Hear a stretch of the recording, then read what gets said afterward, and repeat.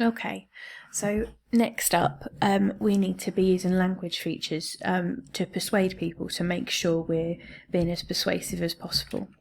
So I've got some examples from what I wrote, and maybe some extra ones, and I'm going to read you them, and you can pause your video when they're all up and try and work out, and then I'll give you the answers. So first of all, imagine your hometown being overrun by noisy teenagers.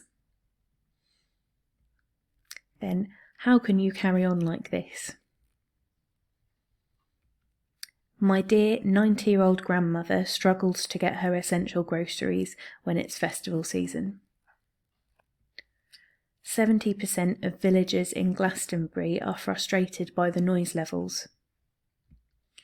Edith, a local resident, stated, "I'm scared when the festival season is here. There's too much noise." Okay, here's your chance to pause and make sure you've got a guess for each one. Okay, and here are your answers. So first one, imperative. So we're starting off with imagine. We're giving them an instruction. Second one is a rhetorical question, but you've also got it if you said direct address. And then this third one is emotive language. Fourth one is statistics. So remember, you can just make them up, not in real life, but in exams. And finally, this last one is a quote or direct speech. I often say quote from a fake expert. Okay, so there's some language features to try and put into your writing, and we're going to look at how to finish your writing off. So first of all, how you'd finish an article.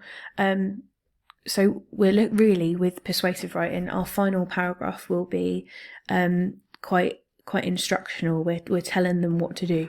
So festivals must be banned. Contact your local MPs, sign petitions, boycott retailers stocking festival attire. Get in touch with your own views on this issue. So we've got two things there. That final paragraph is telling your reader what you want them to do. And then the final bit is just reminding the marker that you know it's an article, and adding another feature of an article. Just, giving your reader a chance to have their say too. So then next up, we've got speech. Let's end this madness. Festivals must be banned. Contact your local MPs, sign petitions, boycott retailers stocking festival attire. Thank you for your time. So it's very similar to the end of the article. The slight difference is that let's end this madness. You're bringing yourself and your audience together as one. Saying, let us finish this madness. And then finally, thank you for your time. We're saying thank you for listening. You could add, I'll be here for the next half an hour if you want to talk about it, that sort of thing too. And finally, a letter. You have the power to make a change. Ban festivals. Create laws forbidding such public gatherings in residential areas. I'm sure you'll do the right thing. Yours sincerely. So it's really along the similar lines, but we're potentially writing this to someone who's got the power to make that change. So we're using direct address and imperatives. And that final line is a little bit emotive, isn't it? I'm sure you're going to do the right thing, because you're kind of putting your trust in that person. So I'm hoping that gives you a bit of an idea of how to have quite a powerful ending to your text.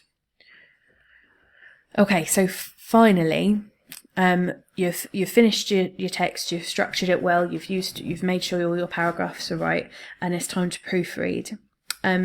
So first of all, something to say is read your work aloud. That can make a really big difference. So that should help you to make sure your sentences make sense. It'll give you the time to check your grammar. Just it's about it being clear, and it should help you to check your tone as well. So is it a persuasive tone? Is it an argumentative tone?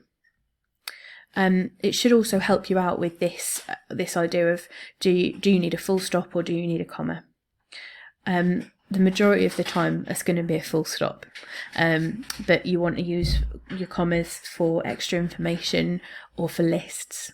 And then in other ways, like reading your work backwards can be really helpful, because spelling can be easier to check when you're looking at it sort of out of context, because you're not reading it front to back, because you know what you're saying in your writing, because you're not reading it from from beginning to end.